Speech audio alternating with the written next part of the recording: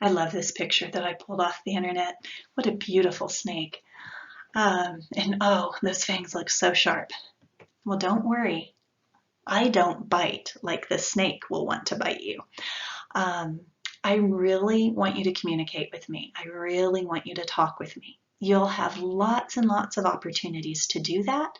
In our synchronous class meetings, I typically will have structured material for about half of the time, and then the rest of the time will be open for question and answer. You also have my office hours where you can come and talk to me. My daughter is in 8th grade and she is doing her coursework this year completely online. There are Zoom components to that. Her school district uses Canvas, so there are Canvas components to it. So it's been really interesting, and I've learned a lot as a teacher by watching her as a student and the things that work well for her and the things that she struggles with. And one of the things that as a teacher I find perplexing is that she is completely reluctant to turn on her camera and she never wants to talk during a class. Well, I'm perplexed by this and I don't understand it. I acknowledge that it's there and it's real. So I realize that for a lot of people, you do not want to turn on your camera. You do not want to unmute your microphone. That's okay. There's chat, right? Send me a message in chat. If I don't respond to your chat message, well, first of all, give me a little moment to respond. If I'm in the middle of saying something or working out a problem, I may not look at chat until I'm done with that section. If I still haven't responded to it, make sure that you send it again, because what might happen, sometimes when I'm doing these synchronous sessions, I may get 20 messages all at once in chat, especially if I've said something dumb. And so you may have a question that's there in the midst of 20 messages and I just miss it, even though I'm doing my best to scroll back and look at all of the messages. So use chat if you don't want to unmute, and if you don't want to turn on your camera, that's okay too. So you've got lots of opportunities. If my office hours don't work for you, my office hours are going to be Monday, Tuesday, Wednesday, and Thursday from 9 to 10. If those office hours don't work with you, schedule another appointment with me. Send me an email and say, I cannot make your office hours. I am available on these days at these times. Please send me more than one so that there's a good chance I'll be available for at least one of them. And we'll set up another appointment for us to meet. If you need to talk to me and there's not one of these opportunities coming up in a timely manner, there's always email. But I'm begging you, when you send me an email message, identify your course and your section. I am teaching multiple courses and multiple sections. This course is Chem 1342, section 251. Please, please, please include that in your email. For instance, I'm giving the first test in Chem 1310 1 week before the first test in Chem 1342.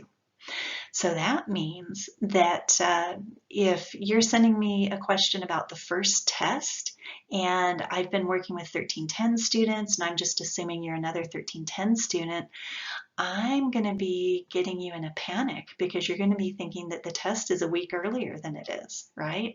So please, please, please identify your course and section.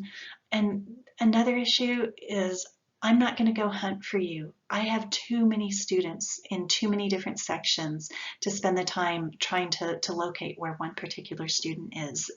So please, please, please let me know course and section. Also, please be professional in your email communications. A great way to start one of these emails to me is, good afternoon, Dr. P. Hi, Dr. Patterson. Dear Dr. Patterson. Anything like that.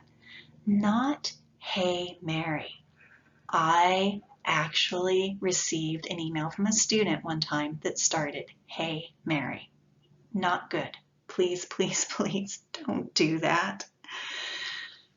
If you are working on a problem and you have specific questions about that problem that you want me to address during email or through email, attach a photo. Show me what you're working on. Very often, if I look at the photo of your work, I'll be able to look at it and say, oh, here's where the problem is. You used a mass in grams and it should be in kilograms, right? So it's often easy if I can see your work. If you try describing your work to me in email, there's a pretty good chance I'll have no idea what you're talking about. So if you're doing a bunch of math, attach a photo with your work. Also, please be specific. If you send me an email saying, I don't understand equilibrium, there's not much that I can do to reply back to that.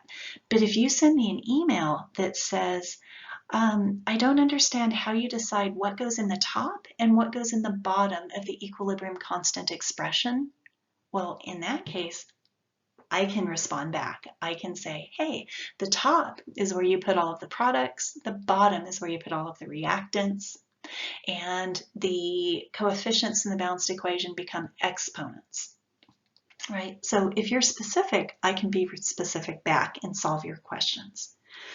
But every once in a while, I will get a question from a student in email that there's just no way I can answer in email. You know, maybe I could, but it would take 20 or 40 emails back and forth between us before we could get it resolved. If you're asking me something that's that complicated in email, I'm going to ask you to either come to office hours or schedule an appointment with me. If it really is something that I can't do well in email, I'm going to just say, hey, let's set up an appointment. These are our objectives from this video segment, and hopefully at this point you've got a good idea of how the course works and a plan for success for this semester.